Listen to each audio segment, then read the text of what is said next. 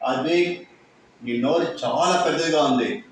Sir అందరి నోట్లో ఒకేమై కదా నా నోట్లో ఏమైనా స్పెషలా సార్? ఓ ఇది ఏం చెప్తున్నాడు? ఏయ్ నీ నాలుగు చాలా పొడుగైపోయింది. సార్ నా నాలుగు దండిగా పెద్దదిగా ఉంటే నేను ఎంతసేపు మాట్లాడతాను? మాటకు మాట బదులు చెప్పడం నేర్చుకున్నావా? సార్ మాటకు చెప్పకుండా కుదరా సార్?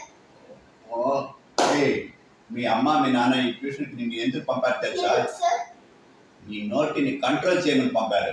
సార్ మీ వల్ల నన్ను కంట్రోలే చేయగలరు. మీరు నన్ను కంట్రోల్ చేస్తే నేను